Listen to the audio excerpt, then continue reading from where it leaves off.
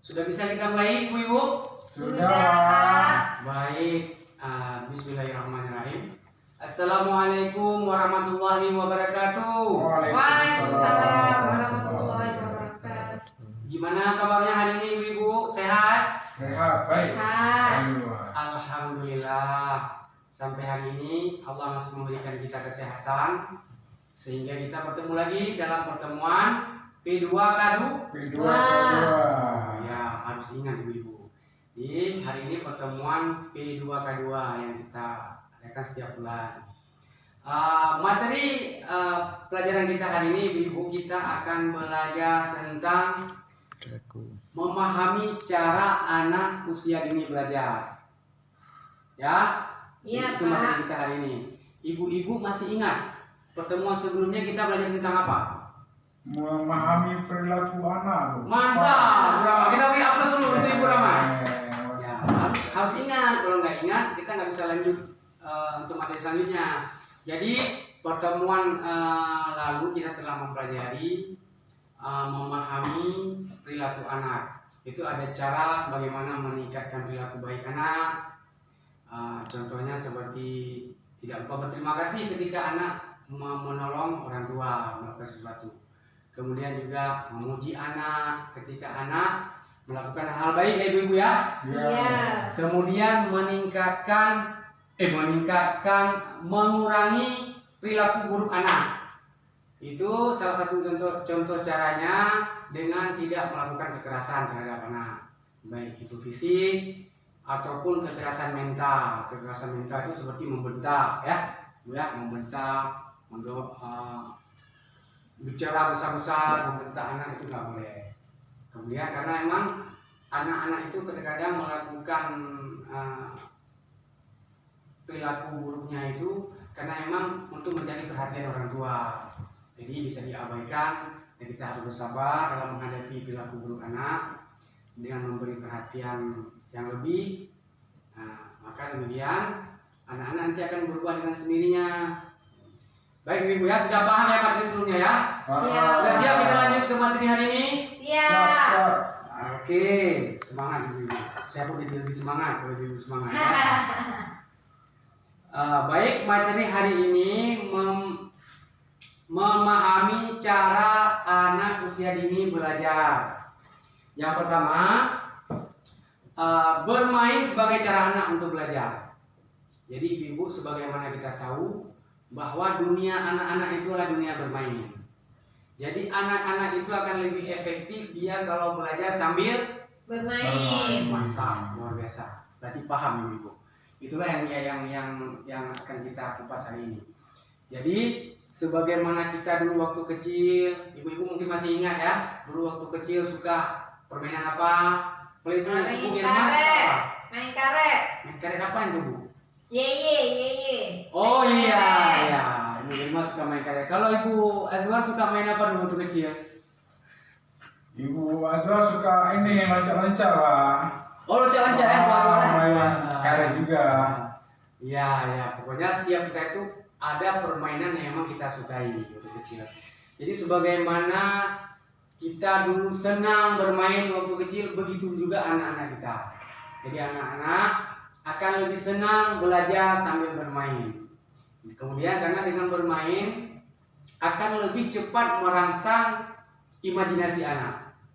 Ya, jadi salah satu manfaatnya dari bermain itu mengasah kemampuan anak, baik itu fisik, mental lagi Pak. Mental, ya sudah pasti itu mental Ibu. Kemudian kalau anak sudah sehat, jadi pasti akan terpancar aura bahagia si anak. Nanti akan kelihatan anaknya akan lebih ceria, ya.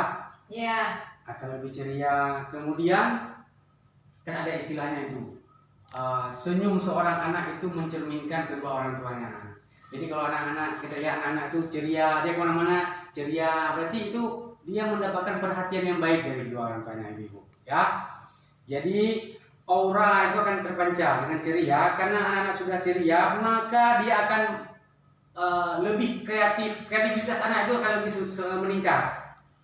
Jadi karena anak-anak sudah senang, kemudian dapat mengekspresikan perasaannya, Ibu-ibu ngerti maksudnya mengekspresikan perasaan itu? Ngerti dikit Pak. Ngerti dikit. Gimana Misalnya tuh? kalau senang dia ketawa. Cakap luar biasa memang. Pintar ya.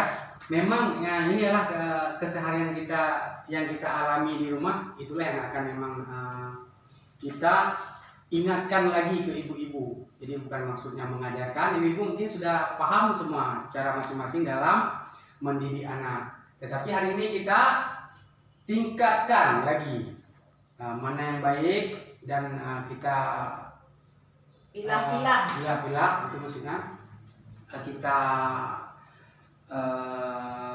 hindari tindakan-tindakan yang tidak baik ke anak. Kemudian dengan begitu ibu-ibu kita dapat memanfaatkan waktu luang sehari-hari itu di rumah untuk bermain bersama anak. Misalnya ibu-ibu nih ada waktu luang selesai memasak atau selesai nyuci. Jadi ajak anak-anak kita bermain. Bermain itu bisa dengan cara bercerita, bernyanyi, atau permainan-permainan yang seperti ibu-ibu sukai waktu kecil itu.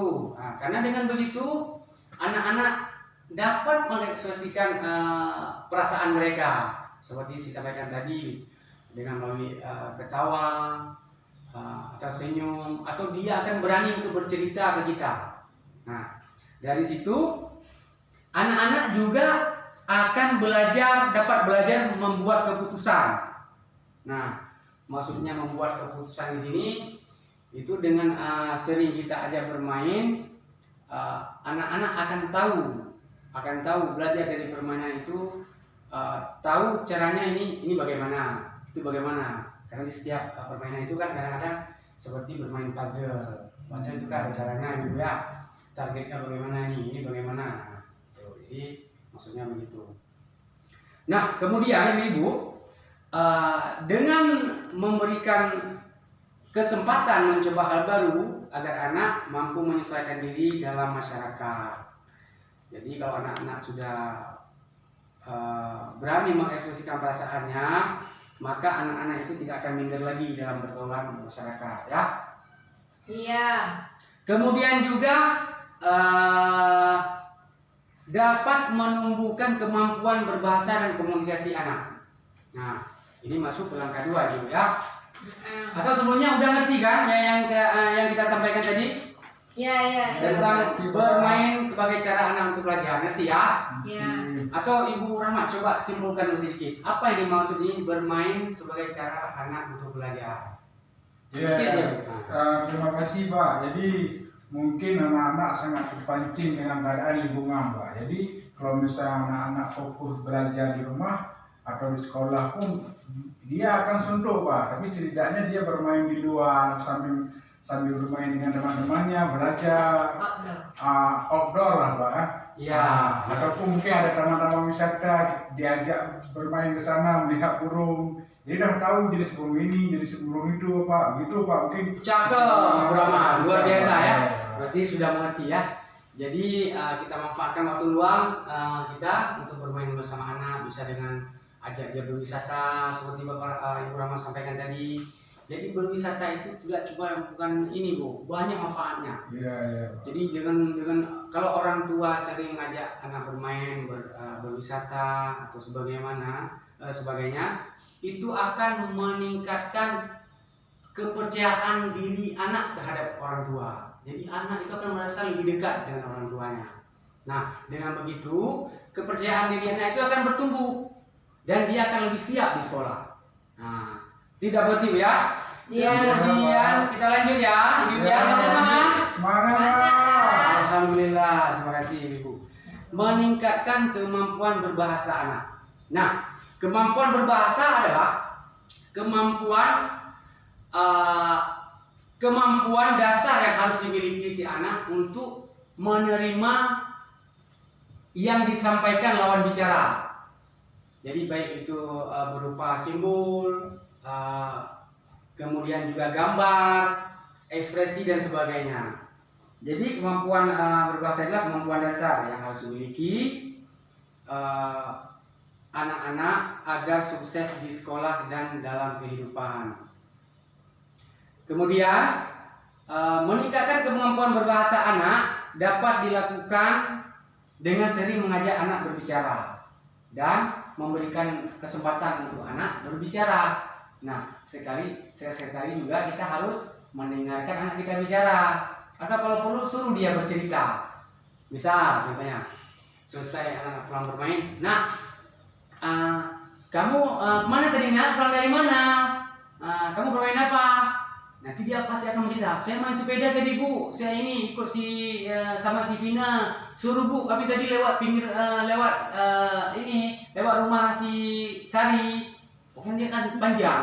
Maka dia akan berani.